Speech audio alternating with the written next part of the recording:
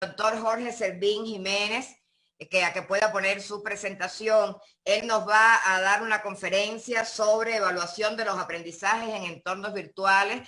Él es catedrático de nuestro Instituto Universitario Internacional de Toluca. Me da mucho gusto tenerlo aquí. Es doctor en Ciencias de la Educación, catedrático del Instituto Superior de Ciencias de la Educación del Estado de México. Tiene un postdoctorado en Teoría de la Ciencia por la Universidad Autónoma de Coahuila. Es experto en planeación y evaluación educativa, autor de numerosos libros es uno de los grandes estudiosos y expertos de la evaluación. Tiene libros como Evaluar competencias, El portafolio, una herramienta para evaluar y mejorar el aprendizaje y el desarrollo profesional, y Rúbricas, una herramienta de evaluación para la mejora del desempeño de los estudiantes, entre otras. Yo sé que este tema le interesa mucho a los profesores, la evaluación, y por tanto agradezco mucho al doctor. Están preguntando mucho si vamos a tener las conferencias. Sí, se lo está grabando y vamos a tener las presentaciones y las videoconferencias. Adelante, doctor Jorge Servín. Hola, muy buenas tardes. Aquí en México a todos, seguramente en los países de origen también ya es de tarde. Agradezco muchísimo la participación que me permiten en este momento de dirigirme a tantos hermanos docentes de diferentes países. Veo que hay gente de Colombia, de Perú, de Bolivia, de Argentina, de Venezuela. Muchísimas gracias por hacerme favor de prestar su atención. De manera particular, quiero agradecer a la doctora Margarita Alonso y bueno, a la doctora Nelly, que nos permita también estar con todos ustedes. Muchas gracias, ha sido muy enriquecedor toda esta mañana con diferentes expertos, muy motivante de ver todo lo que han trabajado y todo lo que nosotros podemos también impulsar desde lo que hacemos. Y a partir de ello, pues bueno, vamos a iniciar con mi presentación, que tiene que ver precisamente con los aspectos de evaluación, que por el seguimiento que le he dado a las diferentes ponencias y conferencias que han dado mis antecedores, los grandes maestros que me antecedieron en este simposio, podemos apreciar muchísimas cosas interesantes. Entonces recalcaré algo muy importante sobre lo que sería la evaluación de los aprendizajes en entornos virtuales. Y obviando mucho el tiempo, porque sé que estamos retrasados y también ya lo decían los maestros que me antecedieron, hay que cuidar muchísimo que no todo el tiempo no las pasemos en las pantallas. A partir de ello, bueno, pues traigo esta presentación donde la idea es que veamos lo que nosotros de alguna manera tenemos que empezar a desarrollar en los próximos meses. Este video que seguramente todo mundo hemos visto de cuál va a ser la siguiente normalidad y cómo los docentes empezaremos a desarrollar un papel completamente diferente a lo que hacíamos y que nos implica sobre todo con una nueva forma de entender la docencia, más relacionada con los aspectos sociales, con los aspectos emocionales de los chicos y no tanto con lo intelectual como algunos de los docentes lo han dicho. A partir de ello, bueno, esta nueva normalidad nos está implicando forzosamente vernos como aquellos héroes de la segunda línea en la batalla contra esto que han denominado enemigo invisible. Por su lado están los médicos que están haciendo una batalla fenomenal, pero por otro lado estamos los maestros que también nos hemos implicado muchísimo en cada uno de los procesos importantes de trabajo, tanto a distancia, en lo virtual y seguramente en los próximos meses, cuando lleguen los chicos de nuevo a nuestras escuelas. Y ahí a nosotros nos tocará desarrollar aspectos de mucho cuidado en la persona de los chicos y en nuestra persona. A tal grado que, bueno, como ha circulado los clásicos memes, antes éramos maestros, ahora pudiéramos ser hasta el escuadrón suicida de lo que para nosotros es el Ministerio de Educación o la Secretaría de Educación. Porque ese es precisamente el reto, los nuevos papeles que jugaremos en los próximos meses y que nos desubican en lo que veníamos haciendo hasta marzo. Por lo tanto, la clave aquí está sobre todo entender que los maestros seguiremos siendo líderes en esta nueva normalidad que iniciaremos en un mes, en 2 meses, de acuerdo a los semáforos que se nos vayan planteando en esta situación. Y bueno, en primer lugar, hemos visto cómo nosotros, yo siempre he dicho, los maestros son aquellos que han sostenido el ámbito educativo a pesar de tantas carencias, y que no solamente el sistema educativo, sino el sistema político y económico de muchos países, y que ahora seguiremos fungiendo como líderes muy fuertes, tanto en la cuestión de bienestar, de salud. Aquí en México se están implementando ya áreas y asignaturas concretas de salud, y seguramente en muchos países así lo están haciendo. Tendremos nuevamente que estar relacionados de manera muy estrecha con las comunidades de docentes, de directivos, de familias, para lograr formar comunidades colaborativas en el cuidado de los estudiantes y de nosotros mismos. Y todo esto lo haremos con un liderazgo muy amplio, porque ahora ya nos ubicamos no solamente en el ámbito de la localidad, sino sobre todo en un pensamiento global y digital que sabemos que impacta a todos en un momento determinado, como nos ocurrió con la pandemia. Y bueno, ¿qué podemos esperar? Sobre todo la normalidad que viene, que ya se está viviendo en muchos países asiáticos, europeos, y en la cual podemos nosotros apreciar que las condiciones de trabajo, las formas de trabajo van a ser completamente diferentes. No volveremos a lo que antes estaba. Es un hecho, es un hecho. Salvo alguna situación excepcional de una vacuna que nos pueda proteger a todos, pero por lo que se vislumbra al menos en este año y parte del otro, no volveremos a lo mismo que teníamos anteriormente. Y estaremos viendo algunos salones semivacíos, algunos salones completamente vacíos, o una forma diferente de organizar los salones en los cuales se va a quitar una parte importante para lo cual la escuela sirve, la socialización. Entonces tenemos que imaginar nuevamente formas de socialización diferentes para nuestros estudiantes y para nosotros mismos. Porque la normalidad que viene, nos están mostrando algunos países, es precisamente ese poco contacto personal, corporal, social que los chicos van a tener y que nosotros vamos a tener. Y que de pronto nos va a hacer notar que la escuela no volverá a ser igual. Tenemos que guardar una distancia, seguramente tendremos clases escalonadas, intermitentes, suspensiones muy fuertes, y bueno, con todo ello, el trabajo que realiza un docente se va a volver muy complejo, y sobre todo en los procesos de enseñanza y aprendizaje, que ya lo decía muy bien el doctor Gigliotti. También no es cuestión nada más de situaciones intelectuales. Sobre todo lo que tenemos que trabajar es la emocionalidad, lo socioemocional, porque los chicos llegarán devastados a nuestras escuelas. Y lo peor que podemos hacer es considerar el trabajo con un programa ya definido para los próximos meses. Tendríamos que repensar todo este tipo de procesos, porque a final de cuentas la normalidad que viene nos hará interactuar de una forma diferente y completamente novedosa, donde por momentos tendremos presencialmente a los chicos, en otros no, y esto, como algunos lo han venido manejando, nos llevará a trabajar en una situación completamente híbrida de trabajo docente. En este sentido, estamos aprendiendo mucho, estamos aprendiendo mucho. Parte de ello es este simposio, foros que seguramente todos hemos tenido en algún momento de los últimos meses, participaciones a distancia, que también se ha abierto bastante el trabajo de esa manera. Y lo que a nosotros nos implica va a ser reinventar la escuela.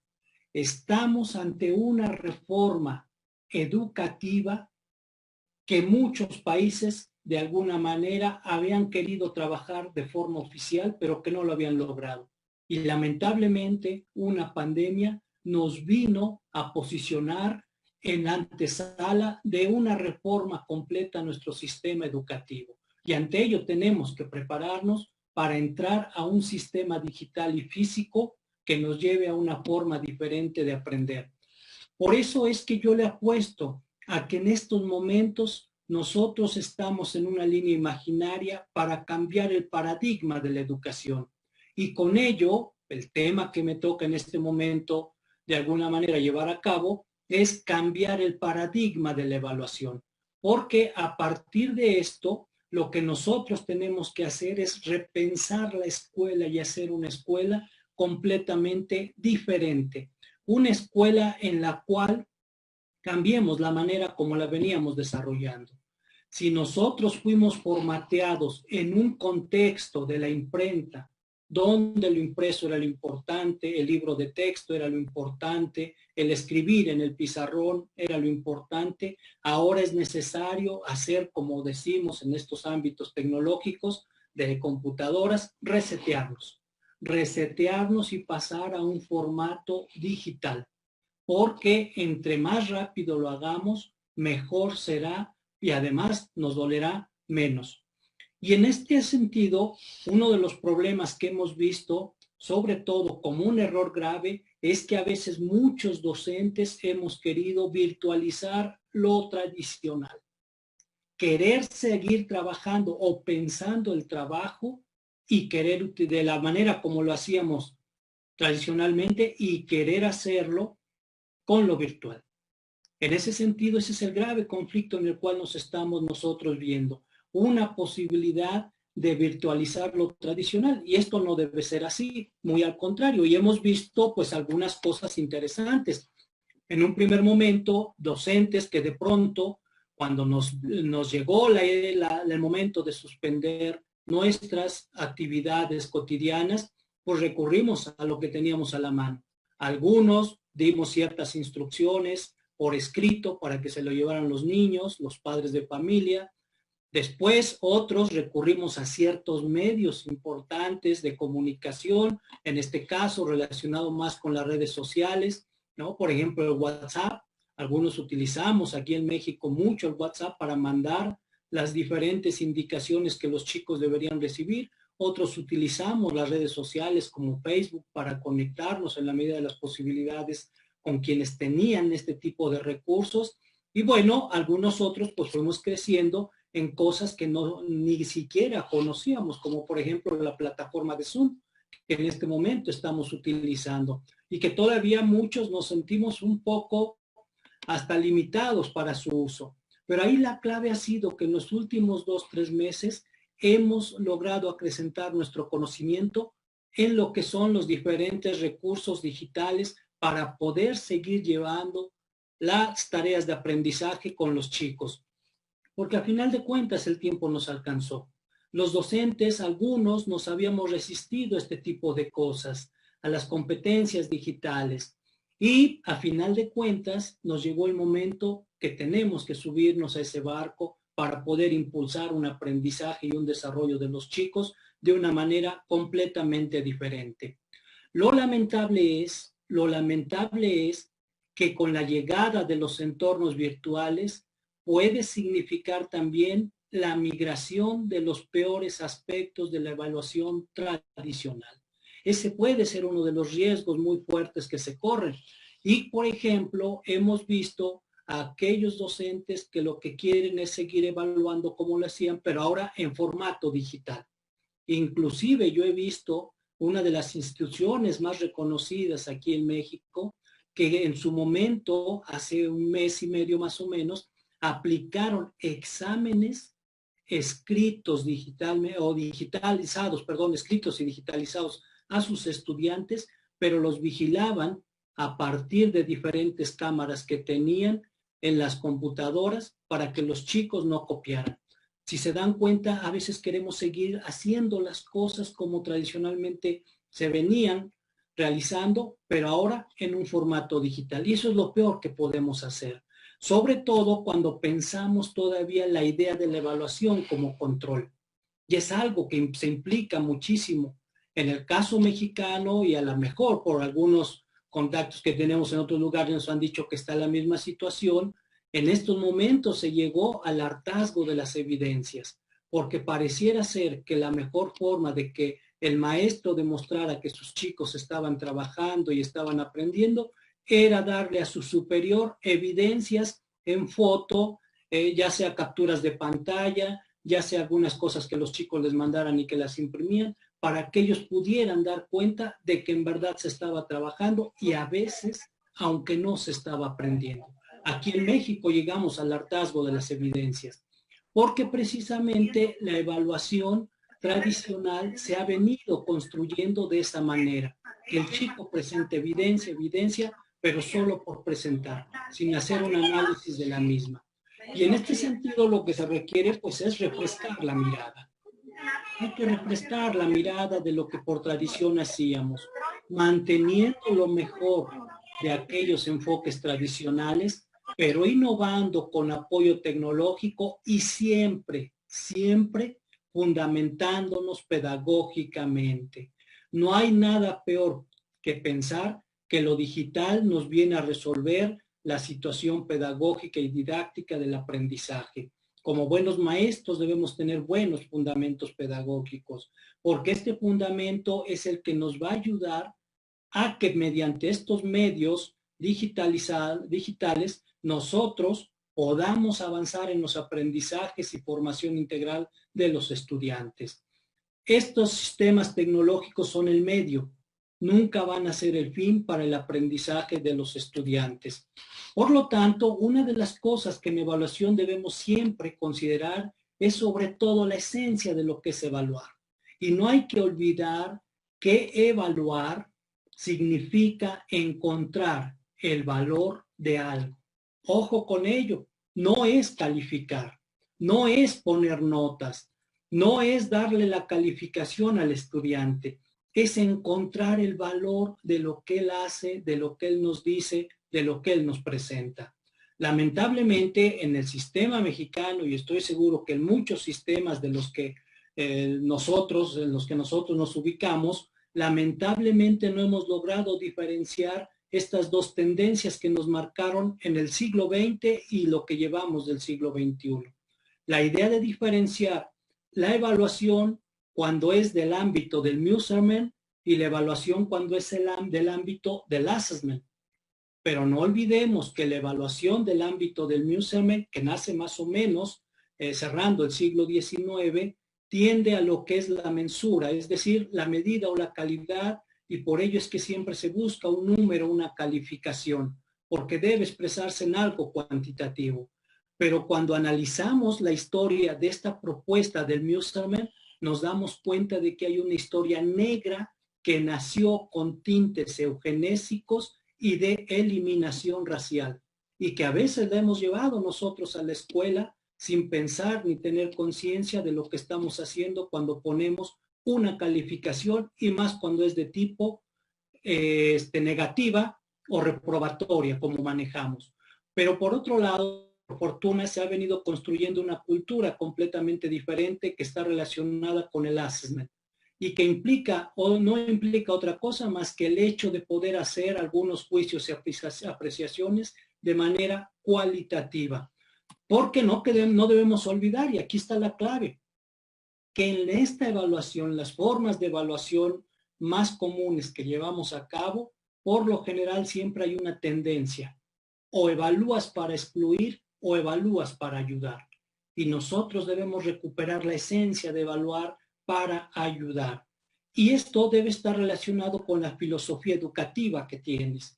Y me parece que como buenos docentes siempre estamos en la idea y nos comprometemos de querer ayudar a nuestros estudiantes a que se superen, a que sean mejores profesionistas, como lo decía el doctor Gigliotti, ¿no? Para que sean buenos ciudadanos, excelentes profesionistas, con ese apoyo que nosotros les podamos dar.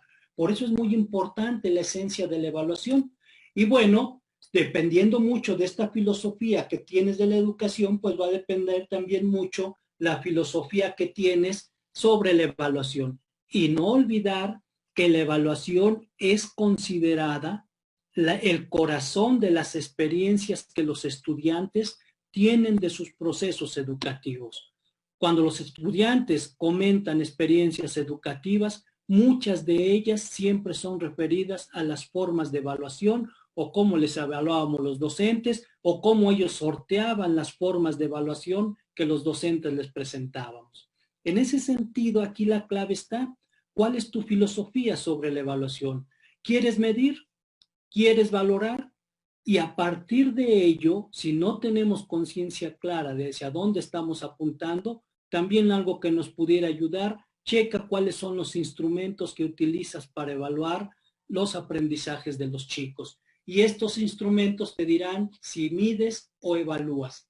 Pero no hay que olvidar que si estás midiendo, pudiera ser que tu tendencia sea excluir a los estudiantes. amén, porque pues siempre hay mucha excusa, ¿no? Aquí en México muchos docentes se excusan en ello, es que así nos dice la Secretaría, o en otros países el ministerio, ¿no? Es que así nos dice el ministro que tiene que hacerse, es que así nos dijo el secretario que tenemos que hacerlo, pero siempre está la clave de lo que uno pudiera hacer o desde su perspectiva ética profesional. Por lo tanto, lamentablemente lo que se ha impulsado en muchos de nuestros países latinoamericanos, y bueno, no solamente latinoamericanos, europeos, los gringos inclusive, es el hecho de evaluar para medir en un sentido muy concreto, que a veces cuando se mide, se clasifica, después se selecciona y al final se excluye. Pero esto no ayuda a la calidad de la educación, sino lo único que ayuda es para buscar culpables y por lo general el único culpable siempre va a ser el estudiante. Cuando no logra aprobar, te dije que estudiaras, nunca te comprometiste, eres un flojo, eres esto, tienes que hacerlo de otra manera, etcétera, etcétera, etcétera. Es completamente prejuicioso, porque lo único que busca es encontrar un culpable al cual nosotros podamos exhibir como aquel que no se comprometió porque nosotros le dimos todo. Y de eso no se trata. De eso no se trata. Aquí la intención es buscar otra opción completamente diferente, que ya les decía, por fortuna empezó a coagular en los años 60 del siglo pasado y que tomó un sentido del assessment, evaluar para ayudar a mis estudiantes. Grandes autores de aquel antaño, ¿no? Nos fueron mostrando esta posibilidad y sobre todo uno de los que le impulsó muchísimo para salir de esa forma de evaluación desde la medición fue Ralph Tyler, quien promovió evaluar de diferentes maneras alejadas de los tests, tanto psicológicos como educativos, y fue aquel que inventó el portafolio, propuso el portafolio de evidencias. En ese sentido, tenemos algunos otros avances y algunos que también de los grandes autores de aquella época, los años 60, 70, 80, Benjamin Bloom, que ya el rector por la mañana nos recordaba un poco sobre Benjamin Bloom. Y bueno, Benjamin Bloom también tuvo una propuesta formidable de trabajo y en el ámbito de evaluación fue el que aglutinó de mejor manera estas tres formas de hacer una evaluación: la sumativa, la formativa y la diagnóstica. Y aquí sobre todo distinguir que cada forma tiene su propio modo de realizarse y su propio modo de valorar los aprendizajes de los estudiantes. Con estos antecedentes, uno sobre todo debe empezar a cuidar cómo podemos entonces evaluar a partir de lo que nos sucedió en el mes de marzo hasta la actualidad, en un contexto de época inédita con la contingencia sanitaria, que a todos nos vino a poner de rodillas ante una situación no nueva, pero que por lo general muchos de los docentes lo que buscaban era siempre preguntar: ¿y cómo voy a evaluar a mis estudiantes si ahora no sé lo que están haciendo? ¿Cómo voy yo a determinar su calificación de aquel estudiante que no se ha logrado conectar o que no me ha mandado evidencia por medio de sus papás? Pareciera ser que había un prurito muy importante para seguir evaluando de la forma tradicional. Inclusive había unos muy rudos, maestros muy difíciles, que de pronto decían: yo no le puedo dar a este estudiante que no me ha entregado evidencias la misma calificación de aquel otro que sí me entregó las evidencias, pero sin considerar lo que a lo mejor cada uno de los estudiantes tenían posibilidades o estaba viviendo. Ese es el problema que tenemos en la actualidad con los procesos evaluativos. Y aquí la clave estaría en cambiar la lógica de mediación, entrega de recursos y evaluación a distancia. Y nuevamente, sin olvidar el fundamento pedagógico, porque a veces lo hacemos más de tipo instrumental, pero nos olvidamos de qué es lo que fundamenta cada uno de los procesos evaluativos que desarrollamos. Por lo tanto, creo que es necesario ubicarnos, antes de llegar al ámbito digital, ubicarnos en una teoría de la evaluación del aprendizaje a distancia y online. Esa es la base. Y muchos de los docentes, por lo general, carecemos de esa teoría y queremos ver estas formas de evaluar como lo veíamos con las teorías, si es que las teníamos, con las teorías de una educación tradicional, de un aprendizaje tradicional. Y bueno, en este sentido hay que considerar que muchas cosas cambian. Solamente, ¿no? Porque a veces por nuestras regiones, nuestros contextos, sabemos que no todos hemos podido trabajar en entornos virtuales o utilizando la virtualidad y lo hemos hecho más a la distancia. Solo por poner un antecedente de la teoría de la educación a distancia. Aquí podemos apreciar que una parte importante de la teoría de la educación a distancia y que es de la que nacen, y nos decía por la mañana otro de los doctores, de la que nace toda esta esencia de la virtualidad, consideraba 3 aspectos básicos de trabajo. El más importante, el diálogo. Después, donde se tenía que dar comunicación y acompañamiento preciso. En aquellos entonces, a lo mejor algunos de ustedes recordarán, pues la educación a distancia era mediante correo, mediante telegrama en algunos momentos, ya más avanzado el tiempo un poco, mediante llamadas telefónicas. Pero ahora que tenemos una mayor posibilidad de acercamiento rápido con todos los medios tecnológicos y de comunicación, estas formas para llevar a cabo la comunicación y el acompañamiento pueden abrirse de una manera plena y extensa.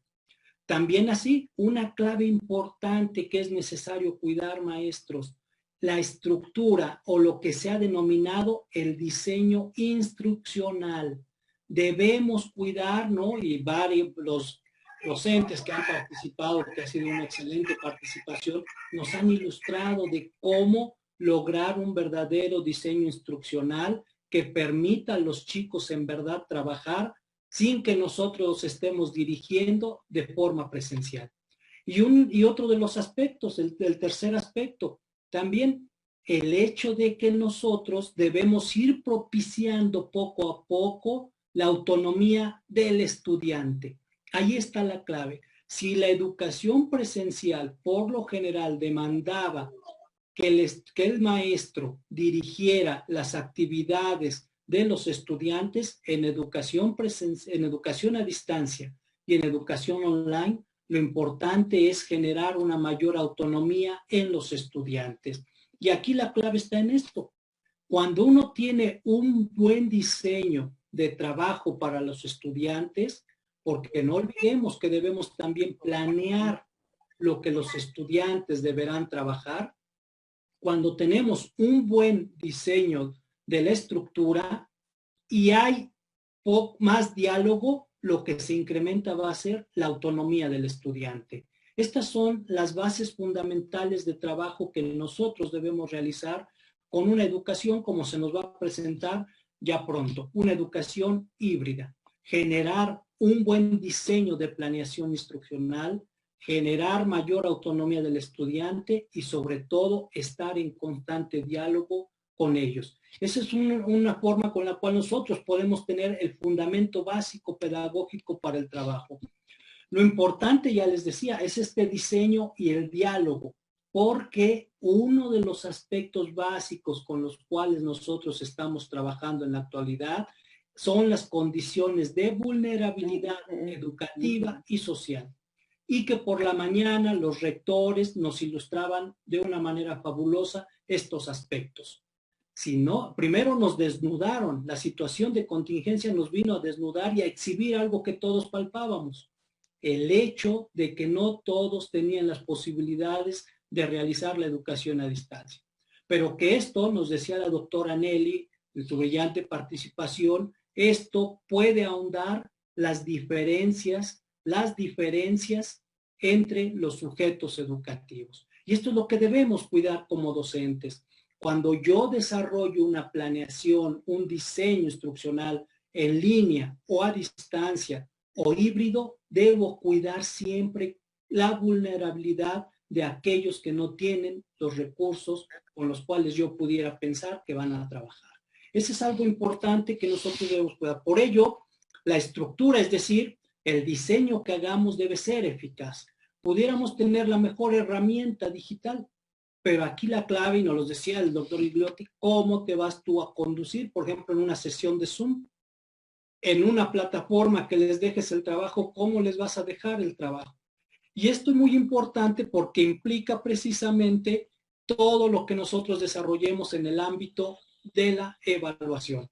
Por lo tanto, la primera regla siempre va a ser el diseño de aprendizaje eficaz. ¿Cómo lograr un desarrollo integral pleno en sus aprendizajes, en sus facultades, en su socialidad de nuestros estudiantes a distancia, sin que nosotros estemos? Y nos obliga forzosamente a tener una planeación casi perfecta para poder llevar a cabo las diferentes actividades de desarrollo. Y aquí entonces entraría la parte de la evaluación, porque recuerden que la planeación siempre implica una evaluación. La evaluación a distancia, online, en B-Learning, en lo que sería el trabajo ubicuo, que ya también lo desarrollaban, ¿cómo tendríamos que trabajar? Y me parece, por eso es que quise rescatar a Benjamin Bloom, que la clave estaría en dar una evaluación formativa plena, y para ello tendríamos que trabajar la evaluación formativa y después llegar a la evaluación sumativa. Y aquí hay un aspecto importante. La evaluación formativa siempre va a ser la base de la educación a distancia y online, o en entornos digitales, virtuales. La evaluación formativa es la que nos permite ayudarle al chico a que siga aprendiendo. Es la que nos permite precisamente ayudar a que el chico no se atrase en los diferentes procesos de aprendizaje o en lo que esté realizando. Y siempre se ha realizado la evaluación formativa. Es cuestión de recuperarla. No es nada más que el chico me entregue la evidencia. No es solamente que me conteste un quiz, sino la clave de estos procesos de evaluación en entornos virtuales y a distancia es lo que yo le pueda ofrecer como retroalimentación. Y en aquellos entonces lo hacíamos, ya decíamos, por carta, ¿no? Por teléfono. Poco después llegó el correo electrónico y que también nos ayudó muchísimo, ¿no? Ahora tenemos diferentes plataformas, aplicaciones que nos pueden ayudar, sobre todo si nuestro contexto nos los permite. Si no nos los permite, todavía la entrega de materiales en la mano de los familiares, del padre de familia, etcétera, todavía sigue siendo una forma muy concreta de llevar a cabo el trabajo de aprendizaje de los estudiantes. Pero aquí nuevamente la clave es la evaluación formativa. En entornos virtuales digitalizados, la evaluación que más se debe estar trabajando es la evaluación formativa. Y en ella también un aspecto crucial es el feedback, la retroalimentación.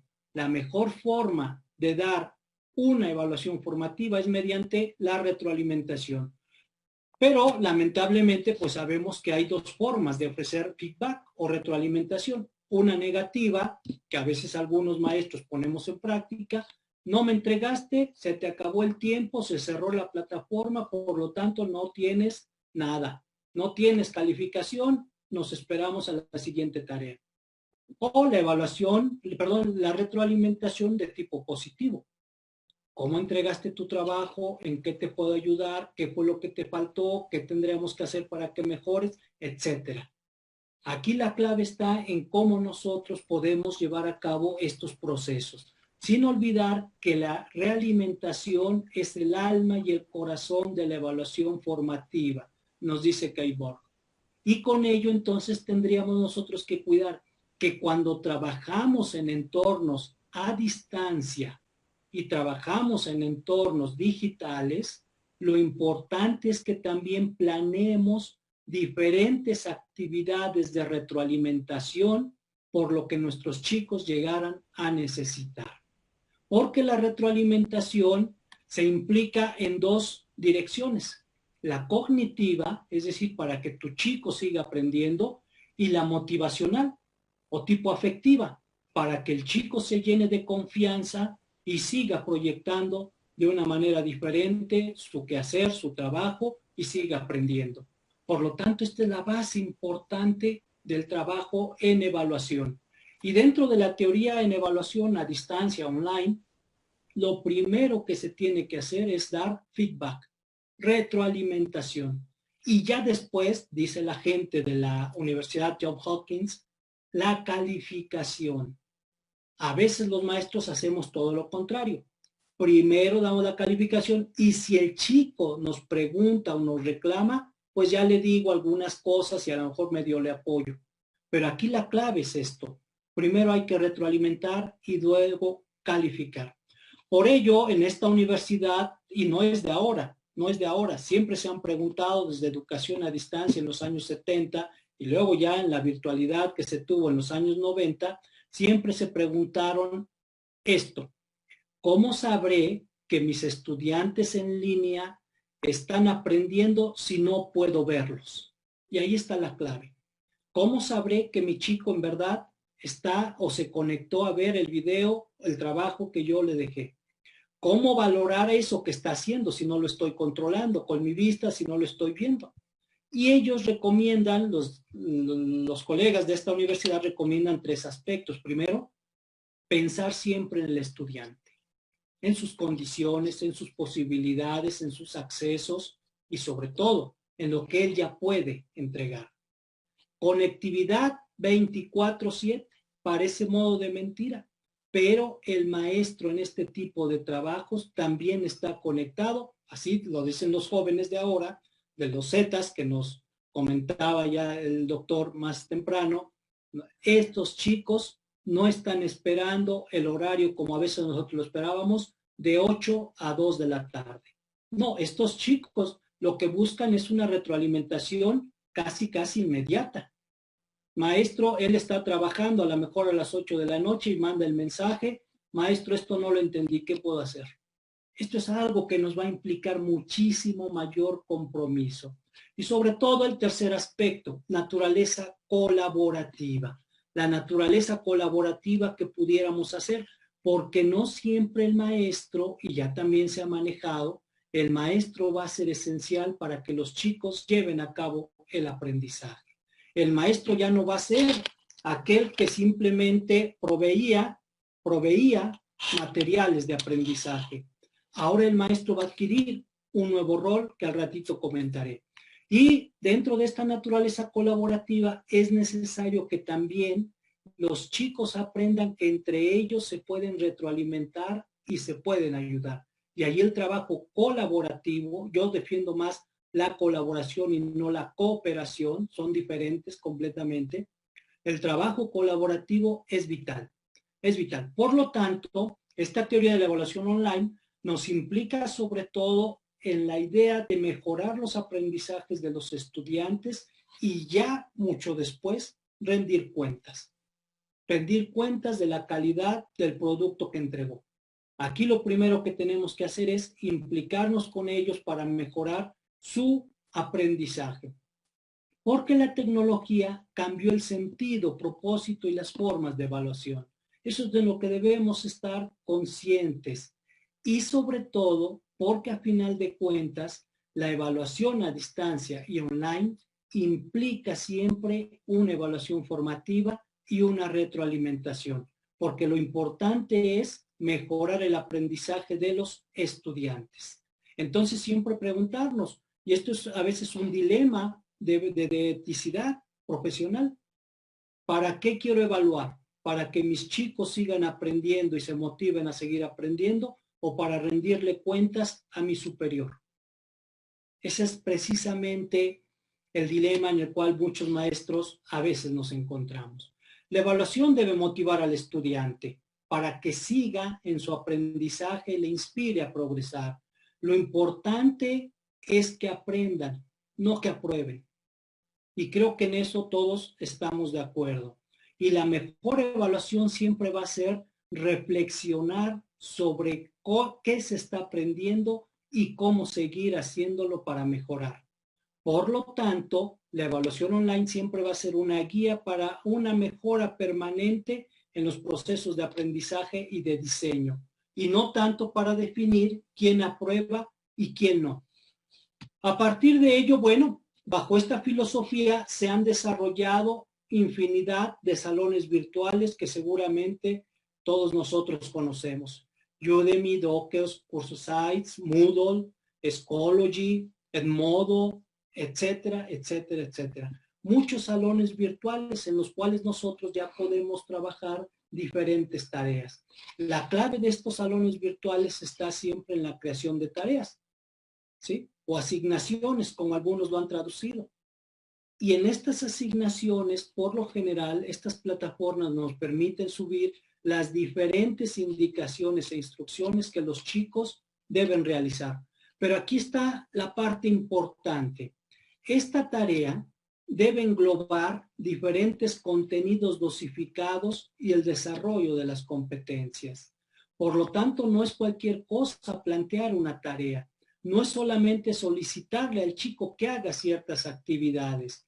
Esta posibilidad de hacer tareas o de enunciar tareas implica sobre todo el hecho de que nosotros vamos a desarrollar mediante ellas competencias y no solamente el que los chicos aprendan ciertas temáticas o contenidos. ¿Cuáles son algunas de las tareas más importantes que nos permiten estas plataformas? Primero, analizar y reflexionar textos, paneles de discusión temáticos, proyectos grupales, presentaciones, trabajos de investigación, estudios de caso y escenarios del mundo real, trabajar con blogs, con wikis, con revistas, etcétera. Un error que vimos y que sucedió en esta idea de querer digitalizar lo tradicional es que nos dábamos cuenta que muchos maestros utilizaban estas plataformas para darles a los chicos las instrucciones que siempre les han dado. En tu libro de español, por decir algo, en la página 76 vas a resolver los ejercicios y me los vas a mandar por esta vía. No, el problema es ese, que no hemos entendido que estas plataformas nos llevan a aspectos más allá. Por lo tanto, las tareas de evaluación, deben ser evaluadas. Y aquí los instrumentos y recursos también se plantean de manera digital. Tenemos, y estas plataformas, la mayoría de las plataformas nos ayudan con ello. Tenemos algunos quizzes y exámenes que podemos diseñar en la misma plataforma, que es el nivel básico de evaluación. También hay plataformas que nos permiten diseñar rúbricas para evaluar desempeños. Otras nos permiten subir ciertos productos digitales o vaya, esta que es muy importante, realizar debates, foros y discusiones en video. Y también una que nos ha ayudado mucho, la gamificación. Valorar mediante la gamificación. A partir de ahora, aquí la clave es que nosotros pongamos en cuenta que este tipo de orientaciones virtuales nos ayudan con instrumentos diferenciados.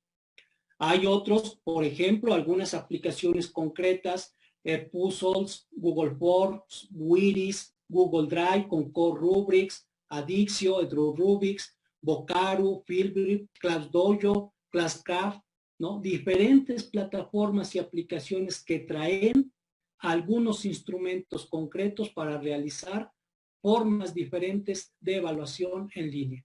Aquí, ¿cuál es la idea? Que como docentes pues nos metamos un poco a trabajar cada una de ellas, estas y otras, porque hay cientos, con las cuales podamos llevar a cabo una evaluación de forma virtual. Y no esperar, como en algunos casos ha sucedido, realizar una prueba tradicional y solamente subirla en línea. No, porque los chicos, como nos decían más temprano, por lo general ya están acostumbrados a este tipo de procesos. Nada más en el ámbito de la gamificación. Seguramente ustedes conocen esa plataforma muy interesante que se llama Khan Academy. Y en Khan Academy podemos ver procesos de gamificación donde los chicos llevan su propio progreso de aprendizaje y van evaluándose ellos mismos. Y además les van dando ciertas formas de recompensas con las cuales se van motivando para seguir aprendiendo. Eso es lo que el panorama de la digitalización nos abre. Veamos un ejemplo muy concreto, una que es de las más conocidas, al menos aquí en mi contexto, es decir, en México. Esta es la plataforma que se ha puesto como base de trabajo para millones de estudiantes y para millones de maestros. Entonces, más de 1 millón de maestros casi, Entonces, en esta plataforma, veamos el ejemplo.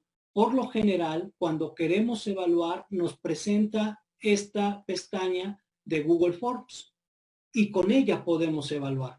Con ella podemos hacer diferentes quizzes o algunos formatos concretos de evaluación, dependiendo de lo que queramos evaluar.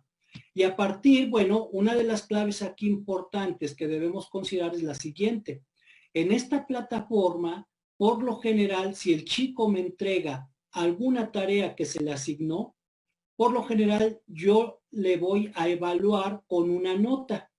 Y muchos queremos o esperamos esa nota, tanto maestros como estudiantes, porque estamos en una cultura del número y a veces si no vemos un número en la calificación, pareciera ser que no hubo evaluación. Pero aquí la clave no es solamente poner la nota. Todas las plataformas que ya vimos, en el ámbito de la evaluación manejan esto que se llama devolver. Y por lo general, cuando yo evalúo de esta manera y le devuelvo al chico su calificación, por decirlo de esta manera, también lo que debo considerar es el aspecto de que la devolución implica comentarios privados. Y estos comentarios privados es la retroalimentación, es decir, el feedback, ¿sí? El feedback. Y aquí entonces el maestro se debe concentrar más en los comentarios que le haga al chico y no tanto en la calificación que se le dé al chico. E ir logrando la cultura de que el chico ponga más atención en sus comentarios, en el feedback que se le ofrece respecto a este trabajo. Ok, te puse 8, pero te puse 8 por esto. Por lo tanto, aquí la clave es que nosotros consideremos este aspecto.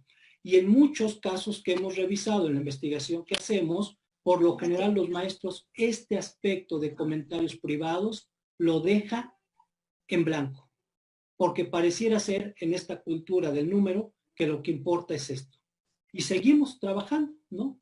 Por lo tanto, aquí pues siempre tendremos la opción de un comentario privado. Le voy a evaluar a Javier Gaviño. Ya le dije cómo estuvo su calificación en su tarea. Ahora la clave es que yo como maestro trabaje la retroalimentación dentro de una evaluación formativa que lo fortalezca a él a seguir aprendiendo y a motivarse para seguir aprendiendo, porque no lo voy a ver, no le voy a poder decir de manera directa lo que encontré en su trabajo o en el desarrollo que hizo de su tarea. Por lo tanto, esta es la clave que debemos utilizar. Y dentro ya de la evaluación, otros aspectos importantes, para no extenderme, pues están estos que ya también algunos doctores nos decían. Procesos importantes de trabajo colaborativo para evaluar. Wikis, blogs, foros de discusión, que son de los más importantes. ¿Por qué? Porque implican el que los chicos puedan socializar y encontrarle sentido al trabajo que se hace de manera colaborativa. Romper la individualización que muchos se quejan y dicen que es a lo que nos va a llevar el trabajo de forma virtual. Lo podemos romper si promovemos como formas de evaluación, pero no para calificar, los wikis, los blogs y los foros de discusión. Porque ahí es donde el chico se recrea metacognitivamente y se recrea junto con otros en lo que Marzano ya le llama conciencia del ser. ¿Para qué me sirve lo que aprendió? Lo que aprendí. ¿Qué utilidad tendría en mi vida esto que aprendí? ¿Qué valoración le puedo dar a mi compromiso respecto a lo que entregué y a lo que trabajé? Y esto socializándolo con sus compañeros, incluido el maestro, es una cosa que nos va a llevar sobre todo a considerar la evaluación de una forma diferente. Por eso les decía al principio, la clave es también considerar aspectos de un paradigma diferente de evaluar. Si se dan cuenta, aquí no hay exámenes, que ese es el paradigma tradicional. Aquí lo que buscamos es una nueva forma de integrar los formatos colaborativos de valoración y es lo que en otro momento algunos llamaban autoevaluación y coevaluación. Y que a veces el problema fue que la autoevaluación, algunos llegábamos a cometer el error de decirle al estudiante, ¿cuánto te das en este trabajo? En la coevaluación decíamos, ¿cuánto le das a tu compañero en esto que presentó? Y no, eso no era así.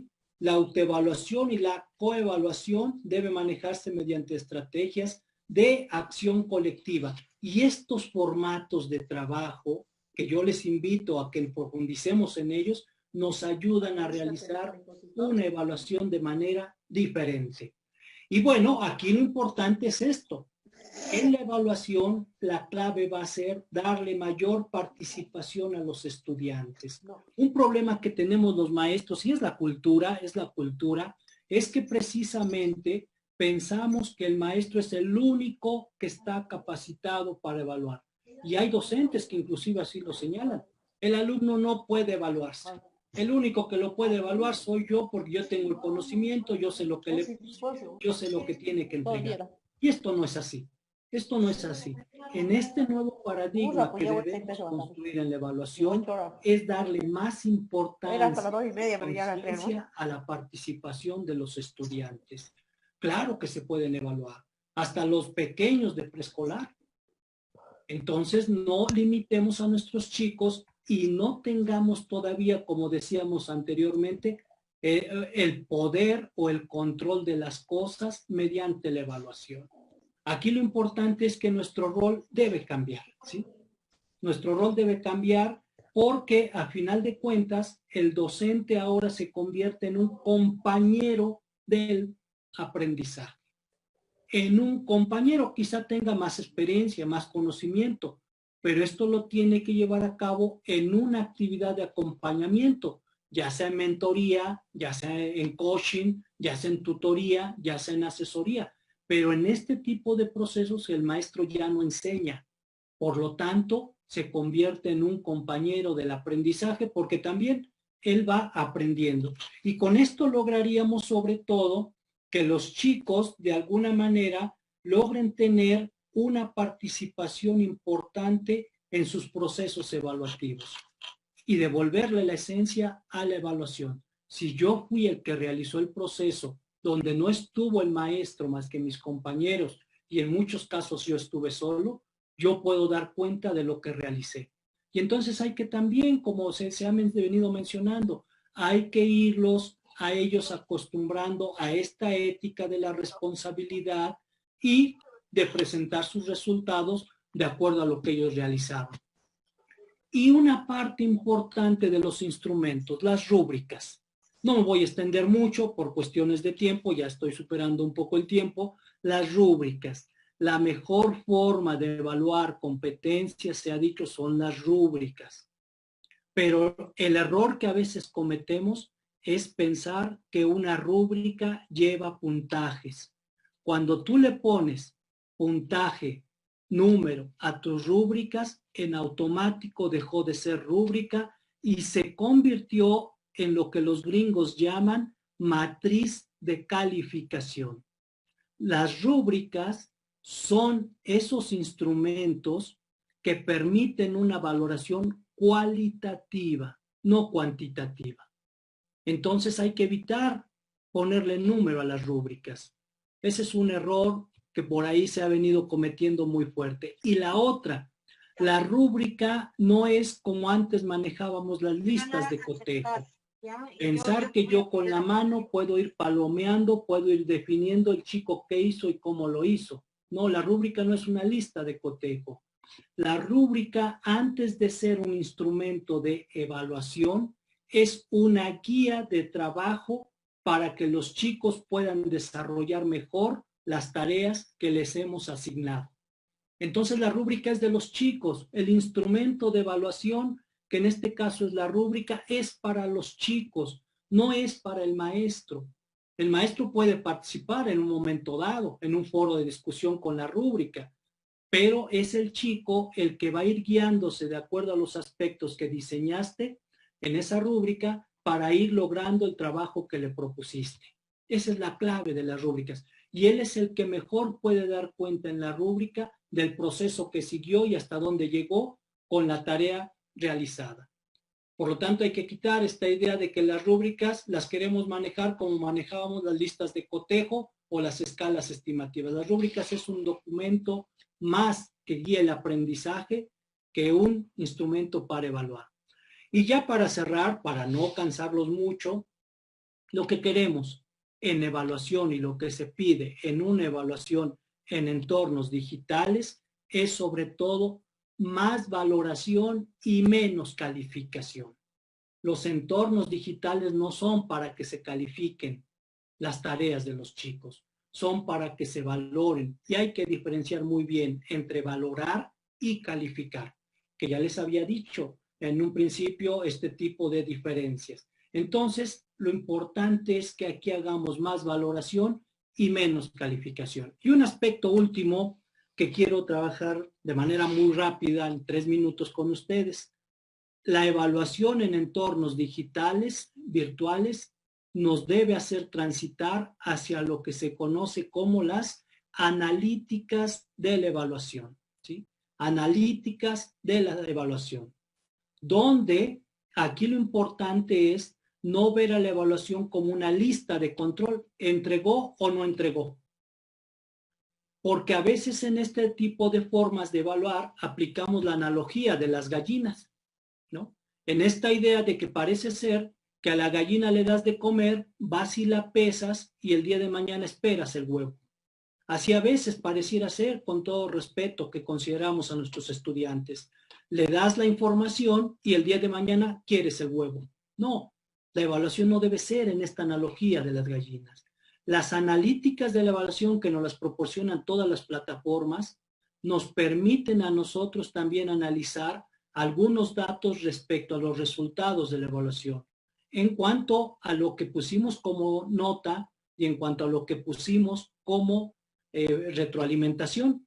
Y así de esta manera las analíticas de la evaluación, que es un tema que se va a trabajar en los próximos años de manera muy fuerte, nos va a permitir también conocer cómo fue tu diseño instruccional y cómo fueron las prácticas del docente y del estudiante, cómo fueron los resultados de los quizzes y rúbricas en una forma más integral. Y sobre todo, nos permitirán estas analíticas evaluarnos como docentes y evaluar lo que hicimos con los estudiantes. Y eso es en lo que debemos transitar porque es algo que los docentes le rehuimos. Cierro con estos aspectos. Lo importante es llegar a la metaevaluación. Es decir, no es solamente si el chico entregó o no entregó, si mandó evidencia o no mandó evidencia, y si le pusiste nota o no le pusiste calificación, sino sobre todo una metaevaluación que nos permita analizar errores, analizar los resultados y analizar inclusive los propios instrumentos, los quizzes, las rúbricas que hiciste. Y con ello habría un valor añadido a las herramientas y no solo la simple calificación. Aquí la clave en la metaevaluación es poner atención en qué se está fallando y a partir de ello implementar nuevas estrategias de trabajo. No solamente es evaluar al alumno, no solamente es evaluar lo que aprendió. Lo importante de una metaevaluación es evaluar el trabajo que hizo el docente y las formas como evaluó. Y bueno, lo importante entonces queda en lo siguiente. El camino que viene en esta evaluación en entornos digitales es evaluar de manera humanista, apoyando al estudiante para que siga creciendo, se siga formando y en todo el proceso que él tendría en su desarrollo. Les dejo algunas referencias por los que quieran profundizar más y les agradezco muchísimo su atención. Me pueden localizar en YouTube, en mi canal de YouTube o en Facebook con mi nombre y ahí les dejo mi correo por si en algún momento les puedo ayudar en algo. Muchísimas gracias, doctora, y espero no haberme extendido demasiado. Bueno, un poco, pero la verdad que fue muy importante. Hay muchas opiniones, no, como estamos un poco apretados con el tiempo, no les voy a dar la palabra a los compañeros, les voy a dar la palabra en un momento a Fernanda, que nos va a hacer una orientación, pero la verdad que las opiniones son muy interesantes. Los maestros, Jorge, desde Bolivia, desde México, varios alumnos tuyos del instituto, no sé si de otros lugares, están diciendo, hay una que por aquí dice, mi mejor profesora en el doctorado. Muy interesante el enfoque que nos muestra, gracias, doctora Margarita, doctora Nelly, por este tipo de eventos, que han aprendido mucho para ellos desde Venezuela, excelente ponencia, queremos más, vale la pena el tiempo invertido. Gracias, excelentes reflexiones, valió la pena escucharlos. Gracias, doctor Servín, un fuerte abrazo. No sé, es Carmen, pero no sé si será Marta Lilia. Griselda Coronel, excelente por su participación desde Santa Cruz, Bolivia, muchas gracias. Bueno, son muchos comentarios. El doctor Víctor Manuel, que también dio una conferencia, me ha estado mandando mensajes diciendo que qué interesante, que qué importante conferencia. Doctor Servín, te agradecemos muchísimo y espero que me hagas llegar esta presentación. A todos ustedes les vamos a mandar a sus correos esta presentación. Yo les puse el correo de iuitoluca@gmail.com para los que no reciban y quieran mandar su presentación. Doctor Servín, un lujo tenerte por acá. Gracias a todos. Un abrazo a todos hasta sus lugares. Que Dios los cuide mucho, cuídense mucho. Gracias, doctor, gracias. Fue muy esclarecedora. Le doy la palabra a María Fernanda, que es la que nos está gestionando la plataforma. Ella nos quería dar alguna información. Fer. Sí, Margarita, muchas gracias. Nada más compartirles y comentarles que estamos muy contentos. Tenemos comunicación desde varios países del mundo, no solamente de América. Les tengo que comentar que estamos conectados mediante 7 plataformas por Facebook Live y estamos llegando más o menos a 17,000 personas. Entonces yo creo que este trabajo que se está desarrollando acá, estos científicos ponentes, yo creo que nos van a permitir apoyar a trabajar con la gente que está conectada en este momento, que nos está escuchando, no solo por esta plataforma Zoom, sino también por todas las plataformas de Facebook Live que se encuentran abiertas. Gracias al aporte de todas las instituciones educativas, instituciones privadas, amigos que están apoyando de esta forma en el trabajo que se está desarrollando, Margarita. Muchas gracias, Fer, muchas gracias. Ahora lo que vamos a ver cómo le podemos hacer llegar estas conferencias a todos. Yo creo que a lo mejor ponerlas en los canales de YouTube, ¿verdad? Para que ellos puedan ver. Sí, yo creo que lo más práctico, las personas que están registradas y que de los que tenemos en los correos electrónicos se los va a poder hacer llegar.